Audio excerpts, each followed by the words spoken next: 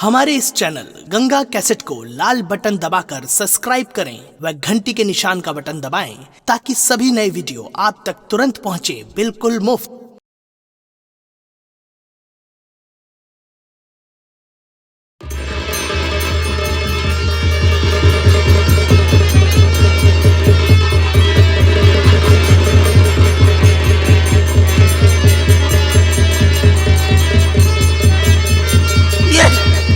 ये मुझे क्या हो रहा है?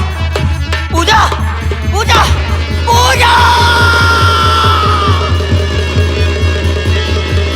कामनी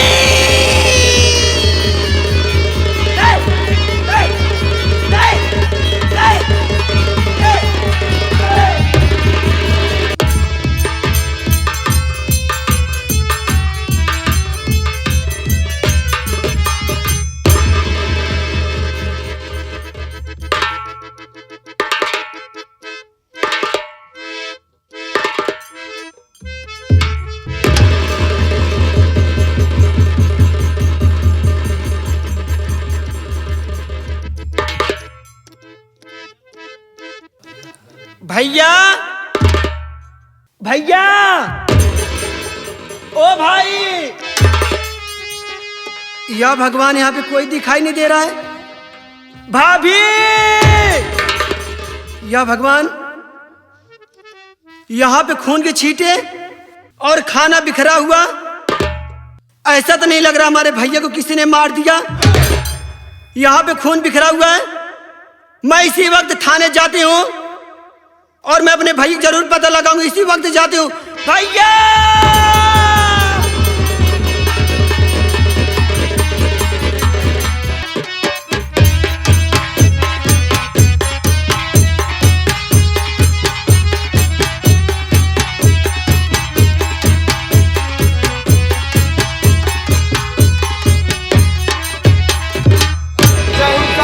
जय हिंद।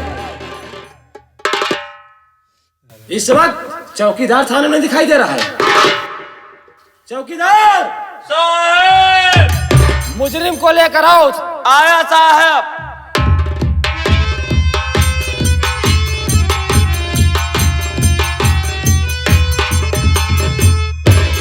साहब, मुलजिम पेश है साहब। चौकीदार साहब। मुलजिम के हाथ से पहले हथकड़ी खोलो। जी सर।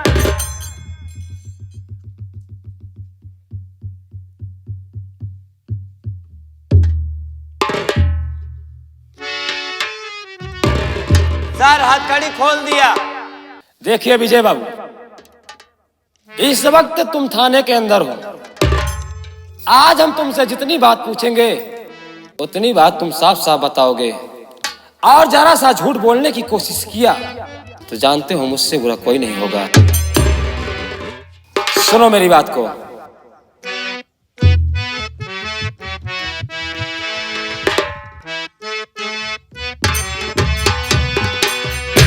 अरे हुआ है ये झगड़ा क्यों घर में ये भारी, हुआ है ये झगड़ा क्यों घर में ये भारी।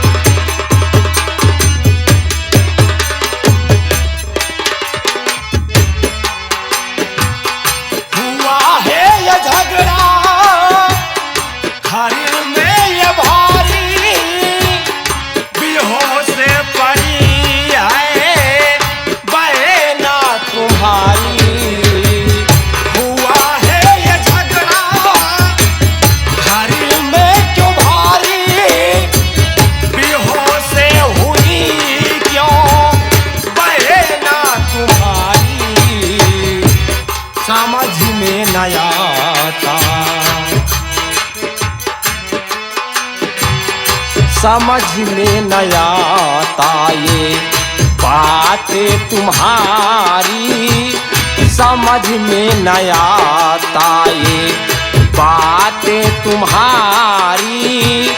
हुई कैसे भी हो बहना तुम्हारी।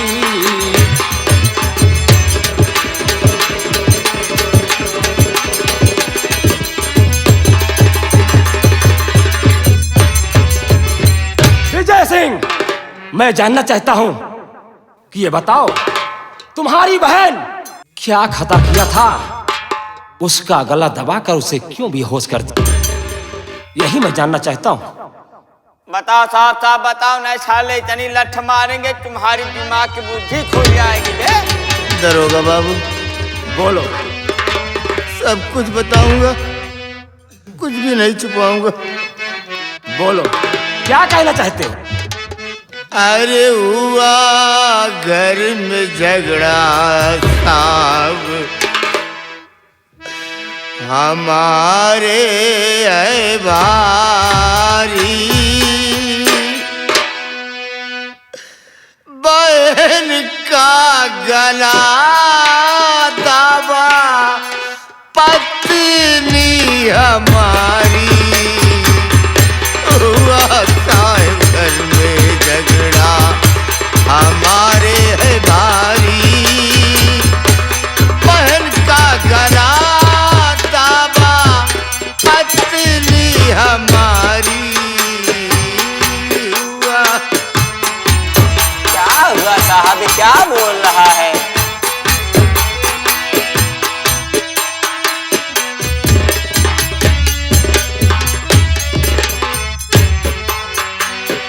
मुझे क्या पता साहब। झगड़ा घर में है भारी, हुआ था झगड़ा इसके घर में साहब, बहन का गला दावा पत्नी हमारी, इसकी बीवी ने साहब इसकी बहन का गला दाबा। झगड़ा घर में है भारी, बहन का गला दावा पत्नी हमारी, बड़े भैया लाए हैं इल्जाम झूठा, का बड़ा भाई झूठा इल्जाम लगाया सर। आया है इल्जाम झूठा, राकेश पटेल की कलम लिखती कहानी, बड़े भैया लाए हैं इल्जाम झूठा। समझ रहे हैं ना साहब क्या कह रहा है?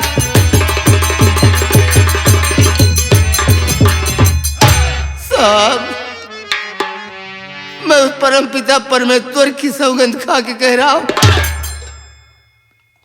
मेरे घर में झगड़ा इसलिए हुआ कि मेरी पत्नी ने मेरी बहन का गला दाबा है, और बेहोशी की हालत में मैं था, मुझे भी मारा है। मैंने अपनी बहन की कुछ साथ नहीं किया, कुछ नहीं किया। चौकीदार साहब, इसकी बातों को सुन रहे हो? सुन रहा हूं साहब। चौकीदार साहब, मुझे तो ऐसा लगता है क्या साहब? कि इसके रोने से, इसका चेहरा देखते हुए मुझे बड़ी दया आ रही है। मुझे ऐसा लगता है कि ये अपनी बहन का गला नहीं दबा सकता। लेकिन सर, मैं आपसे एक बात कहना चाहता हूँ, हर खूनी खून करने के बाद यही कहता है साहब कि मैंने खून नहीं किया, हर चोर चोरी करने के बाद यही कहता है साहब कि मैंने चोरी नहीं की। तो आप इसके मासूम से चेहरे को देखकर आप ये कैसा कह सकते हैं साहब? चौकीदार साहब, तुम समझ रहे हो कि विजय कुमार साहब कह रहा है कि मेरी बहन का खून करने वाला कोई और नहीं बल्कि मेरी पत्नी है। तो मेरा कहना यह है चौकीदार, क्या सर? कि विजय को हम लोग अपने थाने में बंद करते हैं। हाँ सर। उसके बाद इसका तहकीकात करने के लिए हम लोग फिर से वहां चलते हैं। बिल्कुल सर, आपका कहना बिल्कुल ठीक है सर। इसे लॉकअप में डाल करके हम लोग वहां पर फिर से छानबीन करने के लिए चलते हैं। अगर कोई सबूत हाथ लगता है तो उसी के हिसाब से हम सब कार्रवाई करते हैं साहब। चौकीदार साहब। मेरे गवाह जी सर। उस वक्त इसकी बहन बेहोश थी। हाँ सर। लेकिन इस वक्त तो होश में आ गई होगी।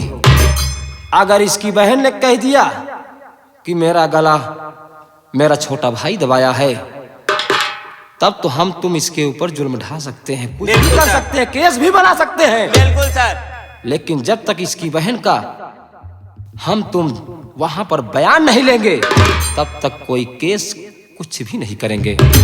बिल्कुल सर। ले चलो इसे थाने के अंदर बंद करो। और चलते हैं हम सब इसके घर पर।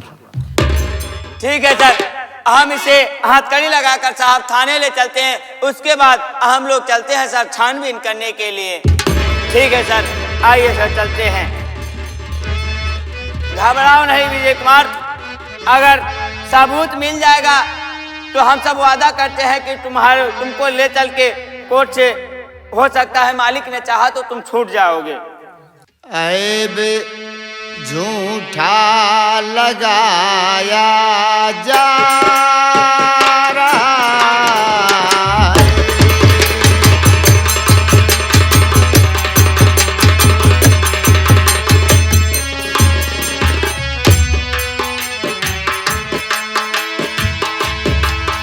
ऐब झूठा लगाया जा रहा है।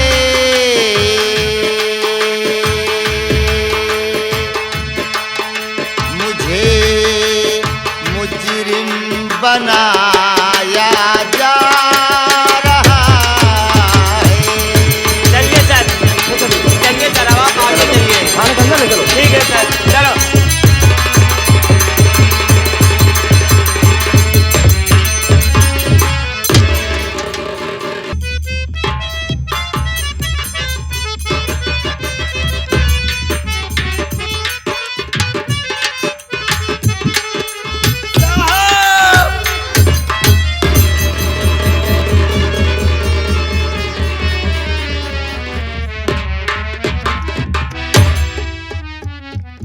तुम कौन हो? साहब बहुत गजब हो गया साहब, बहुत अरे गजब हो गया क्या गजब हो गया? साहब। हमारे भैया और भाभी बगीचे में दोनों लोग आराम कर रहे थे और उसके बाद में मैं खाना लेके गई। मैं बोली भैया आप खाना खा लो, तो हमारे भैया बोले बहन आप चली जाओ बगिया में थोड़ा ठहर आओ। और जब मैं बगिया से वापस आई तो अब मैं देख रही हूं वहां पे क्या देख रही हो? जमीन पे खून का छींटा और खाना बिखरा हुआ साहब। हमारे भैया और भाभी हुआ नहीं थे साहब।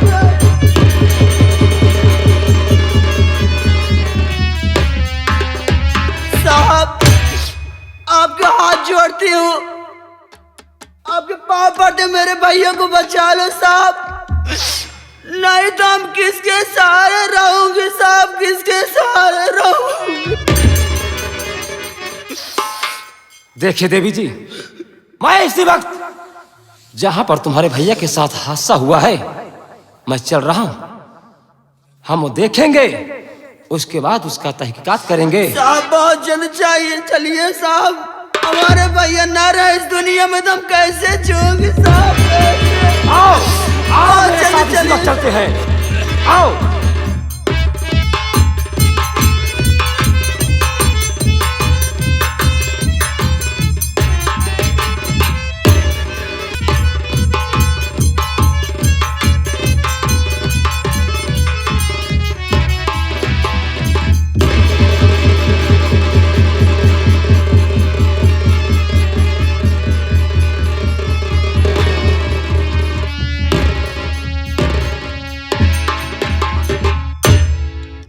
न जाने कौन इस लड़की को जंगल में ऐसे फेंक दिया था। जी सरदार जी।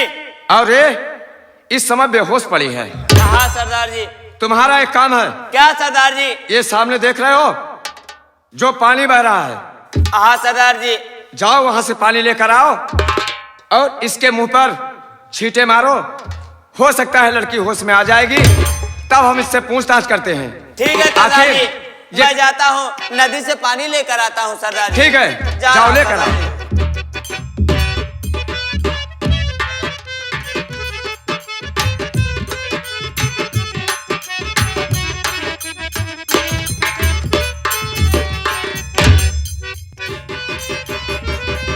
ओ लड़की, ओ लड़की, ओ लड़की।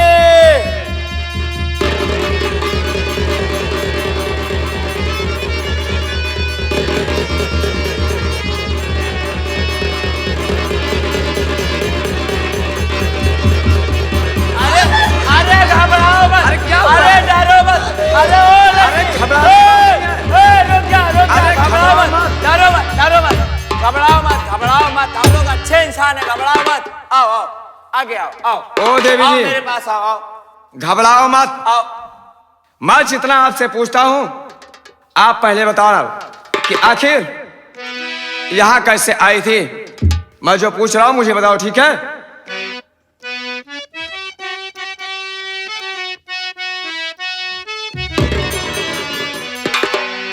नाम क्या है तेरा तुम बताओ मुझे, कौन फेंका यहाँ पर बता दीजिए।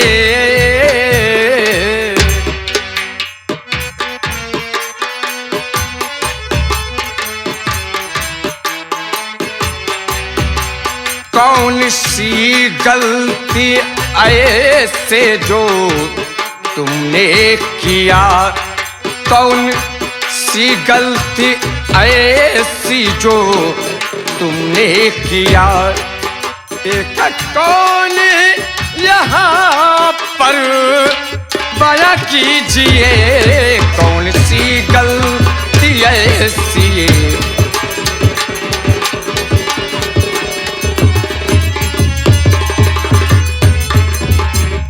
ओ लड़की ये बता आखिर तुमने कौन सी ऐसी गलती की थी जिसके लिए तुम यहां पर फेंकी गई, ये मुझे बता। या तू अपने आप से खुद इस पहाड़ी से कूदकर खुद खुशी करना चाहती थी?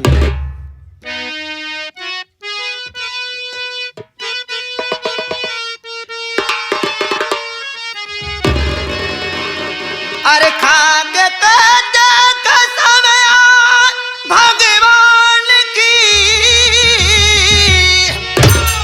सच बताती हूँ बाबू छुपाती नहीं। मेरी भाभी ने मेरा गला दब कर, मेरी भाभी ने मेरा गला दब कर मार करिया मुझको बेहोश किया। मेरी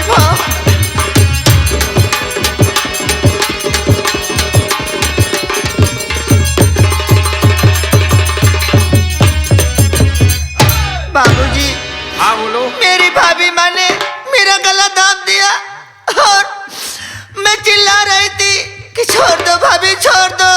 उसके बाद न जाने ऐसा मेरा गला दाब दिया कि मैं बेहोश हो गई, मैं कुछ कह नहीं पाई। आज मैं क्या देखती हूँ कि आप लोग मेरे सामने, मैं तो अपने हवेली में थी।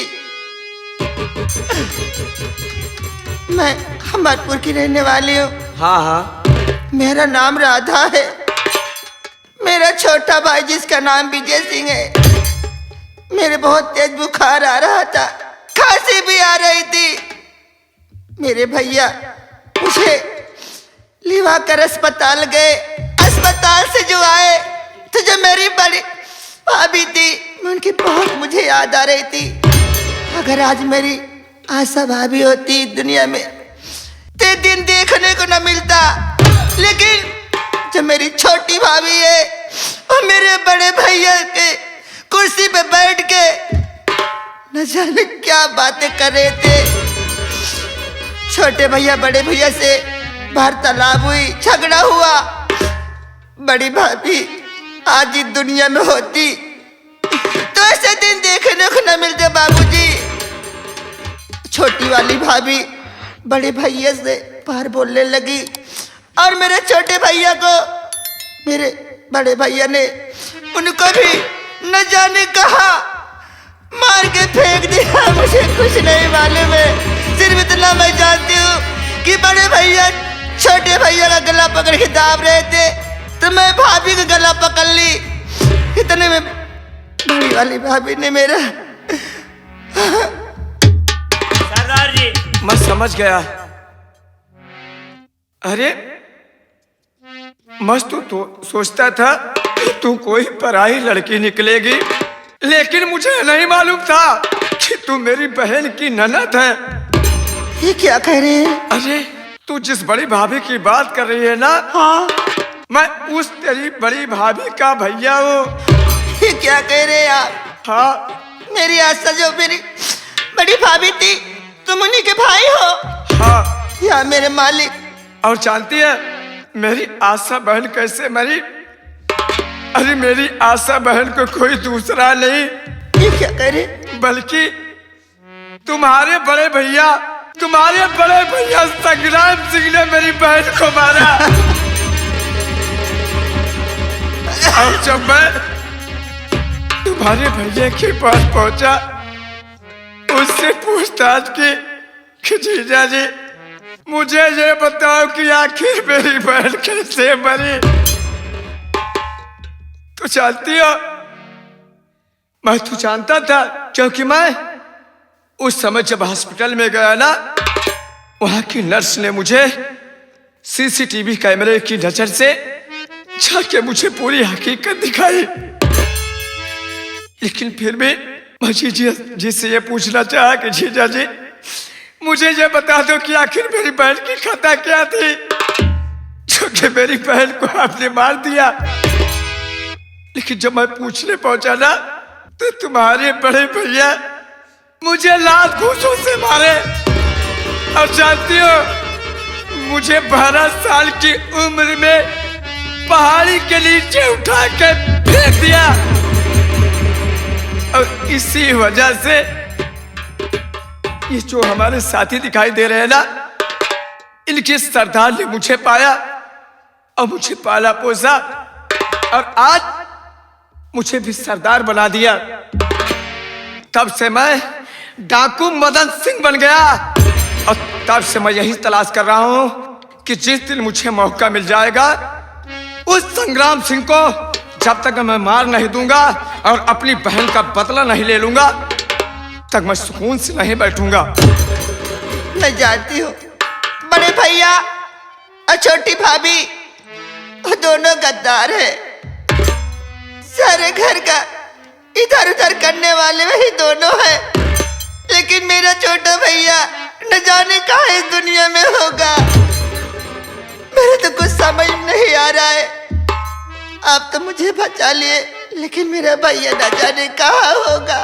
देखो, तुम चिंता ना करो, मैं हूं ना, मैं चल रहा हूं। मैं तुम्हारे घर पर तुम्हें छोड़कर हम लोग फिर अपने अड्डे पर निकल जाएंगे। नहीं, क्यों? मैं घर नहीं जा सकती, उस घर में मैं नहीं जाऊंगी। अब कि तुम्हें बच गई, आप मुझे बचा लिए, मैं दोबारा उस घर में जाऊंगी तो मुझे जान से मार देंगे। मैं नहीं जाऊंगी, घर नहीं जाऊंगी। लेकिन ये बताओ, तो आखिर कहाँ जाओगी? जानती हो, अरे हम लोग डाकू हैं, हम लोग इन जंगलों में भटकते रहते हैं, इस दरिया का पानी पीते हैं। कभी कभी तो हम लोगों को भोजन भी नसीब नहीं होता है। आखिर इस हालात में हम तुम्हें कहाँ रखेंगे? जब आप कह रहे हैं कभी कभी दरिया का पानी भी नहीं नसीब होता, तो मैं आपके साथ रहूंगी। जैसे आप सहेंगे कष्ट, वैसे मैं भी सह लूंगी, लेकिन वहां मैं नहीं जा सकती। लेकिन अगर वहां नहीं जाओगी तो आखिर मेरे साथ रहोगी। तुझे दुनिया वाले, ये जमाने वाले क्या कहेंगे? मैं जानती हूँ ये दुनिया वाले क्या कहेंगे कि आप तो डाकू हैं, आपके साथ में एक औरत है। मैं जानती हूँ, लेकिन अगर मुझे आप लिवा के चलेंगे साथ, तो मैं ऐसे नहीं जाऊंगी। कैसे? आखिर किस रिश्ते से तुम हमारे साथ रहोगी? रिश्ते तो यही हैं, आपकी धर्म पत्नी बन के रहूंगी। मेरी धर्म पत्नी बनकर रहोगी? हाँ। ऐसे मुसीबत में कर रही हो। जानती हो, मैं एक डाकू हूं, कब मुझे पुलिस वाले मार दे मुझे खुद भी नहीं मालूम।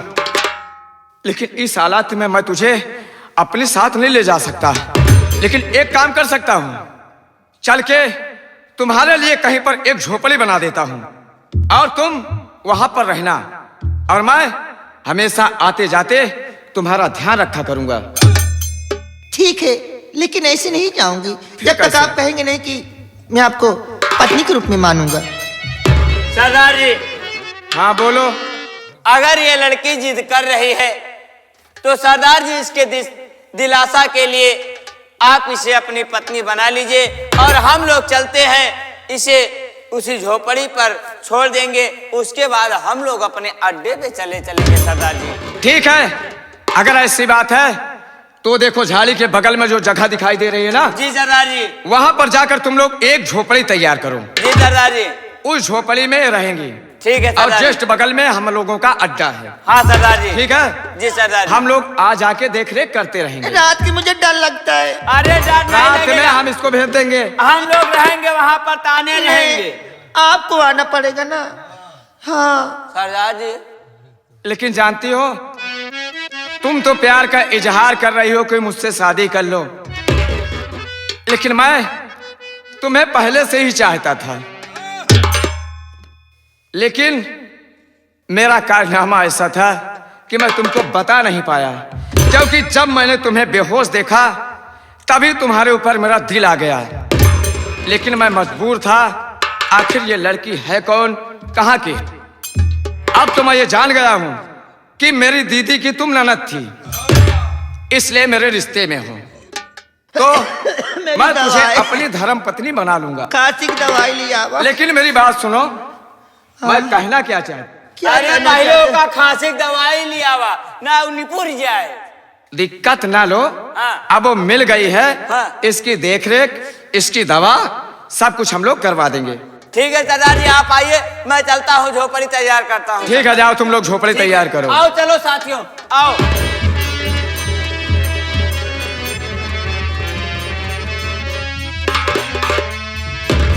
जानती हो तुम कैसे लग रही हो इस समय? बहुत खूबसूरत लग रही हो। बताऊं कैसे लग रही हो? फूल सबनम गुलाब लगती हो, फूल सबनम गुलाब लगती हो।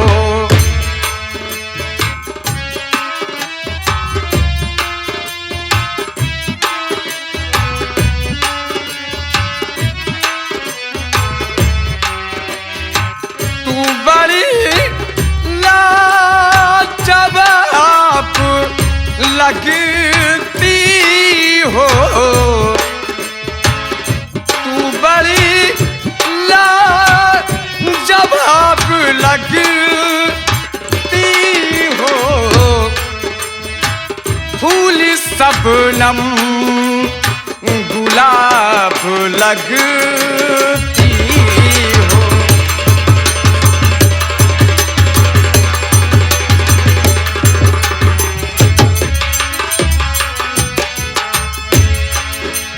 एक बात का बहुत डर है, जानती हो? क्या? इस मुख को खोल कर ऐसे मत चला करो, नहीं तो मेरा गिरोह बहुत पागल गिरोह है। मेरे गिरोह में जानती हो, कुछ तो शराबी है और कुछ एकदम बेवकूफ है। घर से निकला न करो बेपर्दा,